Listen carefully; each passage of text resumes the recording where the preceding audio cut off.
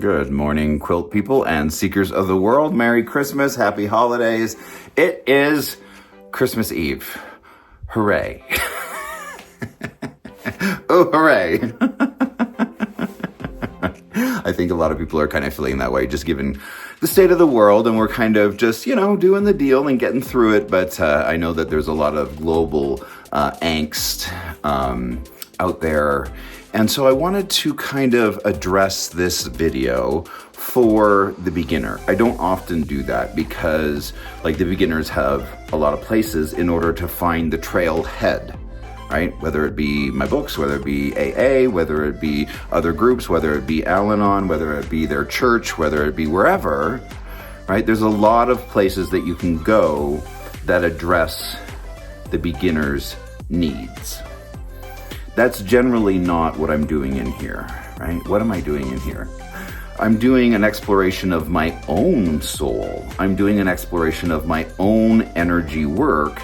And ultimately, it's why a lot of, groups that I have joined in the past didn't work for me, because they had a set curriculum and you were either part of the group and you were participating along that curriculum, which I found for myself very limiting. I don't do group. I don't do group thought. I don't do group ego. I don't do group anything, because what happens in those situations is you end up adopting that which ultimately does not serve you. They also do this bait and switch where they show you, goodness, and they show you value in life in exchange for righteousness, in exchange for selling you a version of a whole series of axioms, of principles that they label as truth for themselves and for others. There's no such thing. What's true for one person may not be true for another. Truth is just another word for perspective. And I probably don't share the same perspective as others. And it was very important to me that on my soul journey, while I have these days on earth, that for my soul journey, this is always going to be a journey for one. And so what I'm doing in here is I'm sharing with you my journey for one, in the hopes that, it's really not about you. It's really about me and my process. And if people want to follow that and learn from it and come along on the journey, I'm happy to do that. But I continue to do these videos, for my audience of 20, which is amazing. And I'm so grateful for all of you who have stuck with me and continue to encourage me and support me in this journey, because so few have. And that was a real eye-opener for me, is that I sewed and made quilts for 30 years only to sit there alone at my book launch of my own personal story. That was a game changer. That changed everything for me, because I stopped making it about them. I stopped doing things for them, and I started doing things for me. And I only focus my magic on me and where I'm going. As I've said before, it's in the concept of others where we lose ourselves. Don't do that. And ultimately, it took me getting very ill to the point where I could not do for myself. I could not make a living. I could not leave the house.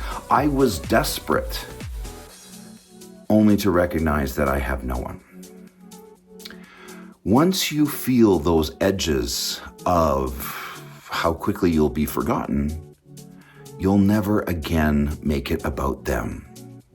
So I wanted to do this video for you, right? A kind of a step-by-step, play-by-play kind of evolution of the soul as I understand it. It's interesting. I was reading a friend's book that she wrote when she got really sick. Quantum Soul Clearing by Michelle Manning Kroger.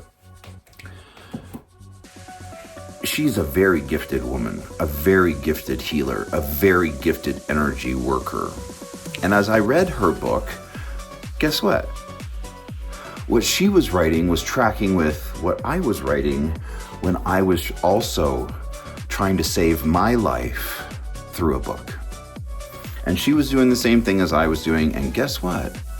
On our own and in two different places, coming from two different places, right? I mean, she's a straight woman in Las Vegas and a bit older than myself. But the truths that we both arrived to in our healing journey was the same. We came to the same conclusions about ridding ourselves of dis-ease. Because ultimately that's what it is. And I had to find the energy signature of my disease within me in order to first identify it and then kind of compartmentalize it and then eradicate it. Because your disease is living within you as an energy signature and you're completely in control of that. Nothing is happening to you. You're doing it all. Even the sick parts, even the abuse parts, even the parts that you don't like. It's all you. You're that powerful. So let's start at the beginning. What is energy work? What is it I'm doing in here? What is it that I'm trying to relay to the world in terms of messaging, in terms of because you can't make it better, but you can make you better. And in making you better, the world that you're experiencing gets better. Throughout history, there has always been and there always will be an entire spectrum from love to lovelessness. The whole thing. It's all on planet Earth, and it's all a choice. And humans have the freedom of choice to choose where they want to land on that spectrum. And some people are very loving, and some people are completely loveless. But it's not about them. It's about you. And it's not even about where you land on that spectrum. It's about what you want out of life. And ultimately for me, I decided that I wanted a life of ease, I wanted a life of abundance, I wanted a life that was fun, and I wanted to be happy. And yet, those very simple concepts are often extremely elusive here on Earth because we haven't been shown how to properly use our minds in order to look at that which we seek to bring into being. We look at all this stuff that we don't want, and we talk about all this stuff that we don't want, and we end up with all this stuff that we don't want because that's what we're focusing on, and that's what we're talking about, and that's what we're complaining about, and that's what we're filling our energy field with. And it's an option, and it doesn't have to be. Energy work can be summarized by something I learned in business coaching school when I was learning how to be a business coach in order to coach real estate professionals to success. And it was really interesting to find that intersection of manifesting and spirituality in the business environment. But almost from day one, the thing that they were promoting the most was the concept that explains energy work through and through. This is the only thing that you need to get. And if you can understand this, you get the whole picture. It goes like this. Opportunity can only be seen by those who believe it is there. Opportunity can only be seen by those who believe it is there. So it's in the belief that the thing exists that allows it to appear. Do you believe that you have that power? Do you believe that you can shift everything around you, or at least your experience of everything around you? Because your mind doesn't know the difference between what's happening around you versus your experience of what's happening around you. And those two things are often radically different. You can't even scratch the surface of looking at eyewitness reports and accounts to understand that we don't see things as they are. We see things as we are, right? And so you can have a dozen people all witness the same accident and they're all reporting things that are wildly different. to that end, therefore, anything in the past cannot be counted on as real. It's an imagining, right? It's an imagining within our mind that is tethered to our perception, not reality. And it's in saying that our perception is true in which we make ourselves bigger, where we go into ego, thinking that we know things. You do not know things. And thinking that you do is what is making you unhappy. Happiness is often the goal in here, is it not? I did a whole video on just how to be happy. Right? How to be happy. It seems like such a big ask in this day and age. But it's just because we haven't really been shown or taught the controls and levers to our own mind.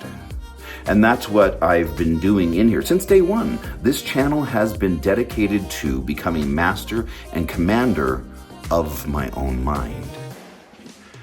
Today, my thoughts, my moods, my emotions, and my experiences are all a choice. I don't have any default settings that I just kind of bumble into and then kind of get stuck there and don't know. Nope. If I have a thought or emotion that I'm not particularly enjoying, I can change the channel. Just like that. Right? And it's in that ability to change your mind that you change the world, or at least your experience of it. Because again, the whole spectrum will be available. Do you want to be looking over here at what's loving? Or do you want to be looking over here at what's loveless? Because the option is yours. The choice is yours. What are you choosing? Are you choosing your thoughts? Are you choosing your moods? Are you choosing your emotions? Or are you just a default set of programming left over from yesteryear that's no longer serving you? I struggle a lot with PTSD. If you ever interacted with me on social media, you know that my triggers aren't like the triggers that everybody just throws around so casually. Oh, I'm triggered. I'm triggered. No. When I get set off in terms of my PTSD reaction, it becomes a situation where I think I'm going to die, where I think I'm going to be suffocated by what's happening around me, where I have to run, where I have to just remove myself from that situation. And it becomes an immediate fight or flight reaction, which is why I've often struggled, in groups, why I've often struggled in my life to be a little more normal. I'm already way not normal. And then you throw on top of that very reactionary behavior because I can't control myself because of PTSD. When I was really sick and trying to heal myself of all of that, I was spending 3 hours a day in meditation, only reviewing my limiting thoughts. And in those, and in removing those, I was able to heal myself. Not only I will always have the fringes of dystonia and PTSD, and I can't help but think they all just come together. My nervous system was just completely fried and shot by the time I reached my 40s. That's not nothing. Never minimize stress in your life. It's very destructive. So, in understanding energy work for our Energy Work 101 wrap-up little class here, are you stuck? Or are you seeing the opportunity? Are you telling yourself that the opportunity will come to you? It's in programming your own mind and taking yourself on the journey of happiness and wholeness, right? And it's It's not in telling yourself, because I had a friend do this the other day and she was like, well, I'm just on a healing journey. Well, that's fine, but a healing journey will never get you healed. Because you'll always be on a healing journey. You'll always be trying to get somewhere. Within yourself, you have to arrive at the destination even before you do. Right? Like, I don't tell myself I'm on a healing journey. I tell myself I am healed. And in the power of that, of naming that which I want, that which I seek, and claiming it for myself as true, and knowing I don't need a God, I don't need a deity, I don't need a being, I don't need a doctor, I don't need friends, I don't need anybody to tell me that other than myself.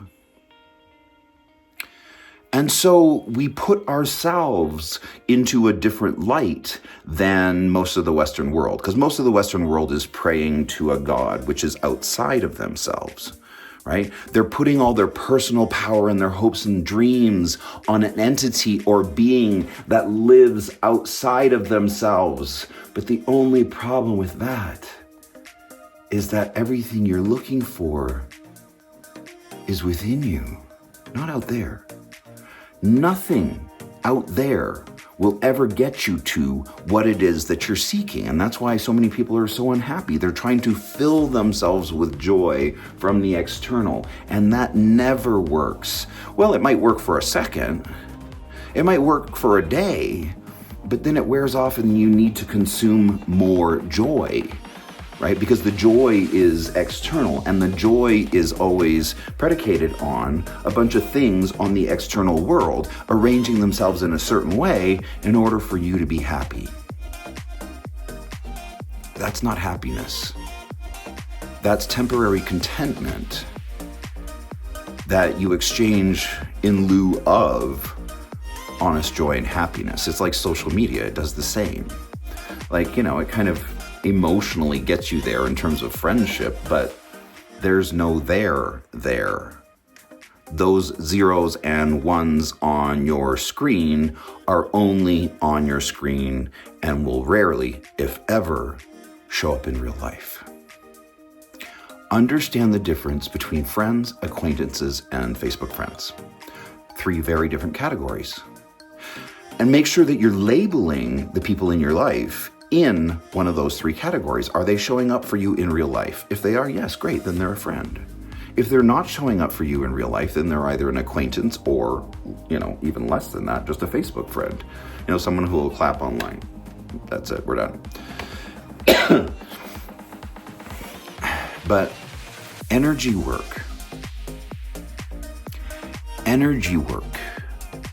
you associating with your power, your truth, your strength, right? That which is real, that which is present to your life, that which does not exist within the world of illusion. Nothing in the past is real.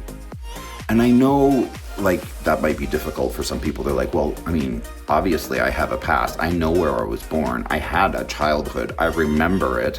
You can't tell me that all of that is illusion. And yet it is. Because again, your recounting of those things will be very different than anybody around you, even if you experience the exact same thing.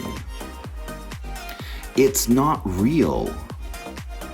Because it takes thought construct in order for it to continue, right? And that's, again, where we get off. We look for or talk about the unreal and the illusion that's all around us in what happened yesterday or what's going to happen tomorrow. Meanwhile, none of us are actually tuned into what's really going on, right? I can't say it enough.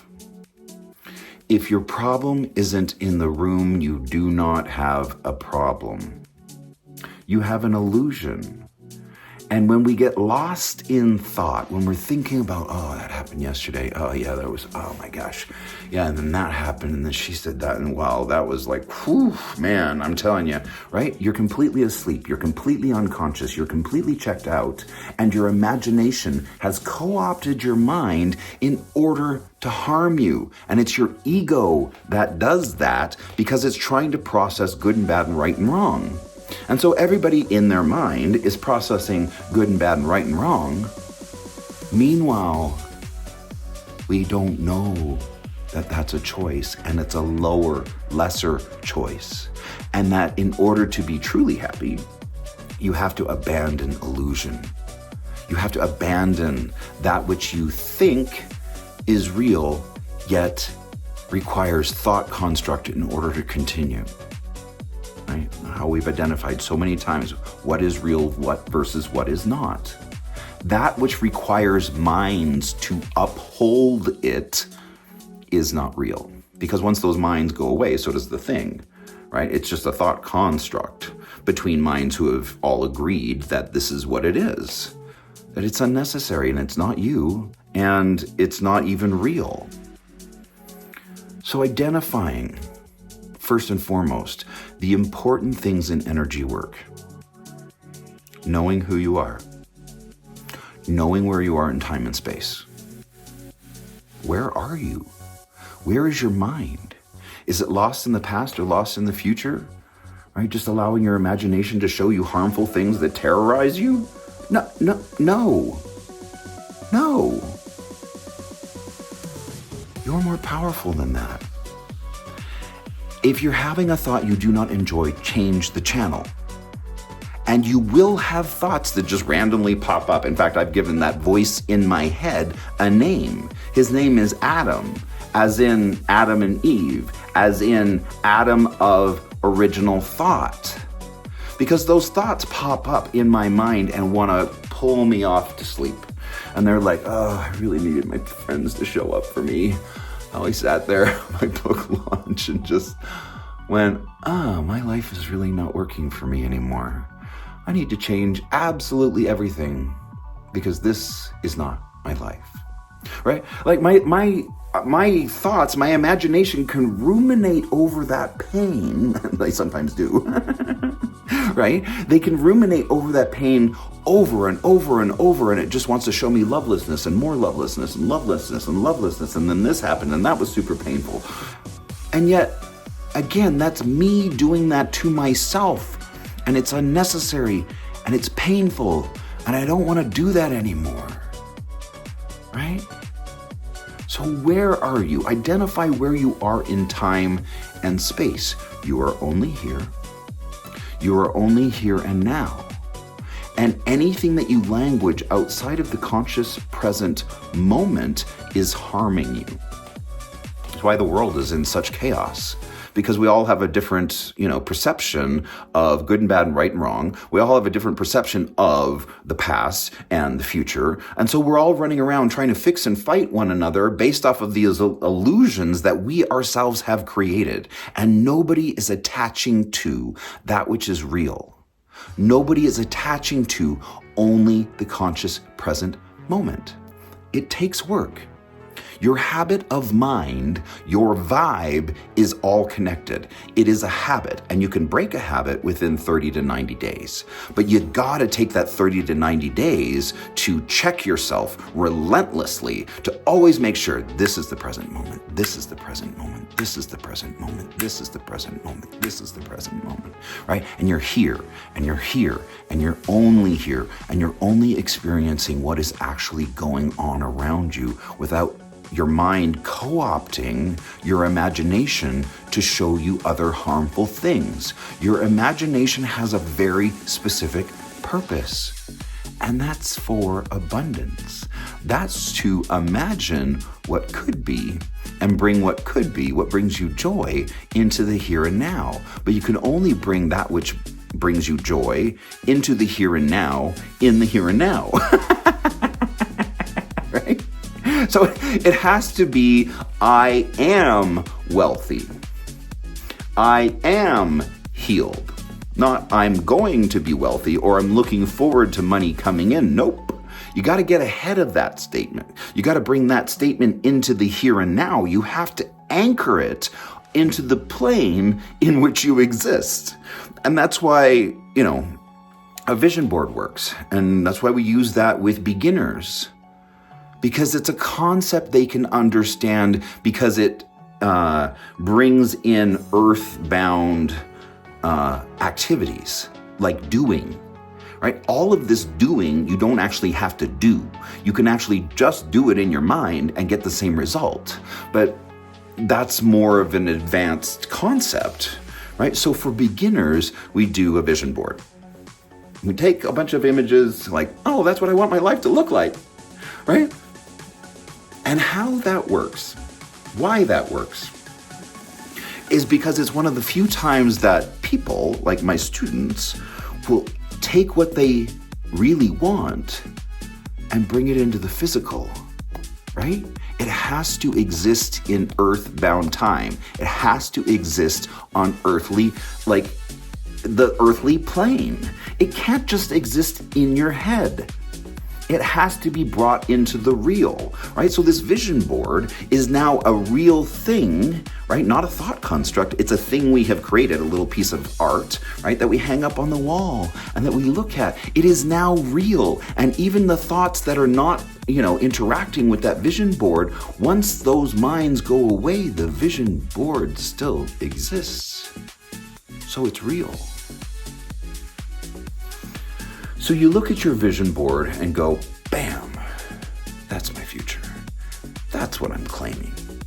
And then it starts to come true and people are surprised and shocked when in fact, that's the only thing there is. And all this other and all this chasing wealth and avarice and going after this and trying to make things better and justice causes and, all of this other out in the world is merely chaos and thought constructs. Where are you going? Beyond where you are in time and space, you have to identify what's written on your North Star, the thing that all thoughts and words are going to live in service to.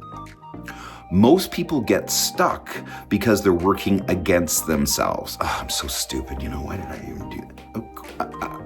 What? If you're doing that to yourself in your mind, that is going to greatly muddle that which you are, trying to bring in. You need clarity. You need stillness.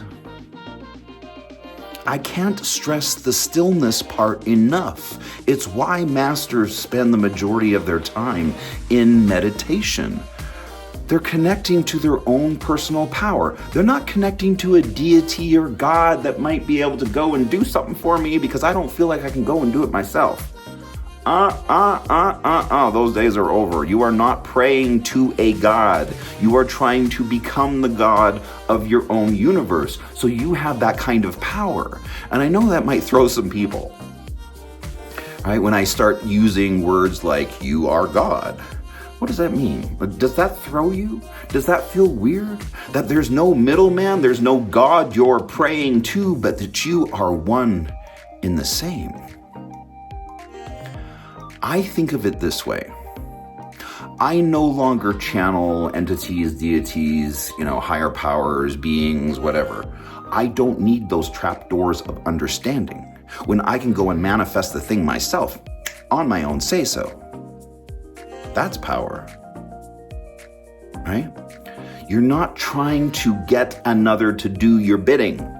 Go do it yourself, knowing and granting yourself the power to go and do that. Knowing that when you see the vision, right, you're no longer using sight. You're only using your vision to see that which you seek and to bring it into today. And you only fill yourself with where you're going. Don't get stuck.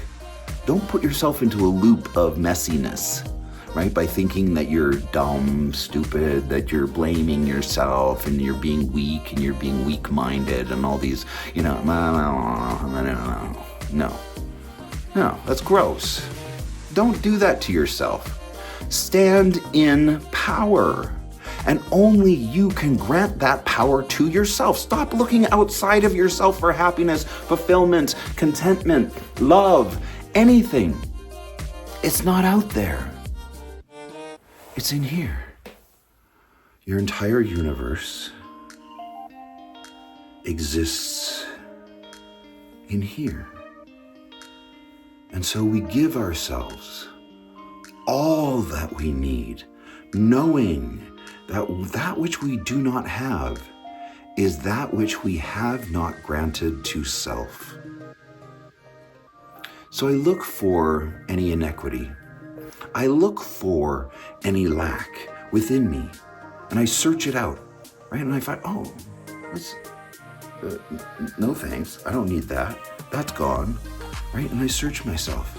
I'm like, there's still a little hole where that was. So I fill that, I pack that full of love, right, where that hole was, and I clear myself, I clear my energy field, I heal myself, I heal my energy field, I imbue my way with love and joy and happiness, and I use only high vibration words which continue to, radiate throughout me with those things, understanding that I am all powerful and that there is nothing I cannot do because I am God and I am all that that means. Because I share the same consciousness as our Creator, knowing that there's another level above what the human mind and body can comprehend. You're trying to understand yourself as a being, as an animal, and you are a being and an animal. But there is a lot more beyond that level when you get into being spirit, into being God. I channel God directly. I don't need a middleman. I don't need to pray to God. I do not need to worship God. I just need to bring him into where I am and feel that power fill me. That's all my doing. And there's nothing that can move me off of that sense of power. Nothing. Because I know it's not up to others. It's only up to me. So in this crazy, crazy world, when you see things that are not right, when you see people being mistreated, when you see people being killed, let them. Let them. Let them. That has nothing to do with you. That is their own personal journey, even the ones who are showing up for injustice. I had to really work with that for a long time because I was so triggered by the years and years and years and the tens of thousands, if not hundreds of thousands, of gay men who were lobotomized from 1886 to 1986. There were 100 years where faith communities were performing lobotomies on queer individuals. And I was so angry and so upset. And I ultimately had to come to the point where those souls came to earth for that specific journey. I had to let that be. I had to say, okay, I don't understand it and it seems super unfair. But it's not up to me to say whether that was the journey they came to earth to have or not. I don't know that. I do not know their soul's calling. And while it seems horrifying to just have, thousands upon thousands upon thousands of gay people lobotomized back then, I can't have an opinion on that at all. In shamanism, they consider having an opinion too costly to one's soul because having an opinion is rooted in the ego. Having an opinion is rooted in complaint, and that's how wars get started. We're here to be peaceful, not full of war, but full of peace. Fill yourself full of peace. Get yourself to the point where you are nothing internally other than still water, and let nothing move you off of being internally still water. Anyways, that's where we are today. I hope that was helpful. I did want to share a little bit about my book and writing journey, because I am almost done writing my second trilogy. As you know, the first book I ever wrote is called Foreign to Me, and this is very much my own personal story about me essentially escaping institutionalized conversion therapy and my parents. Oh, fun. But my books don't live in the problem. They live in the solution, right? And so, anyways, I hope that, if you're up for reading a book this holiday season, that maybe you'll pick that one up. It's a great story. It's won a whole bunch of awards, and I'm a best-selling author with that many times over. Book 2 in the trilogy is called Broken Like Me. And it's the story of kind of two individuals, two handicapped individuals who learn how to move mountains. Right? And then book 3 in the series is called Made of Me, and it really gets into the heart of energy work and the heart of healing oneself from disease. Anyhow, so that's Journey of a Dark Shaman. I am halfway through writing book 3 in Journey of a Light Shaman, which is another trilogy, and it's the vehicle I will be using to get a literary agent, hopefully in 2025. I also, of course, have my other books, which are a fun series, and they're funny enough, really popular with young women. I was not expecting that, but young adults, they read a lot. And so book 1 is Handsome Devils, and it's a story of Nikolai Tesla, the scientist, and it's told from his boyfriend, who is a part werewolf. I wanted to, my spirit animal is a wolf, as you can see my little wolf guy over there, right? That's the entity that I used to channel when I was doing shamanism. I've kind of, graduated beyond that. But it's the only way I could really relay the story of my relationship with my wolf entity was to make him part werewolf. So anyways, that's what I did. So that's book 1. Book 2 is where he saves all these kids from conversion therapy and being lobotomized. And so he ends up with all these kids, and it becomes like Harry Potter, but for gay kids and shamanism instead of fake magic. And then this is where he's teaching them, Melvin is the main character, where Melvin is teaching all the kids how to fight the government using energy work. Don't know, maybe that could be useful today. Not that we're fighting, not that we're fixing. And then the last story is Christian's Rapture, and Christian is the only transgendered person in the story. So those are those books. But like I said, I'm super excited about 2025. My real estate business is just going crazy. So it's going to be a good year for me. I'm really enthusiastic about work. I'm really looking forward to getting a literary agent. If you have any contacts, I, of course, would love to know about it. So that's where we are today. I hope that you're doing well, and I will talk to you next time. All right, bye.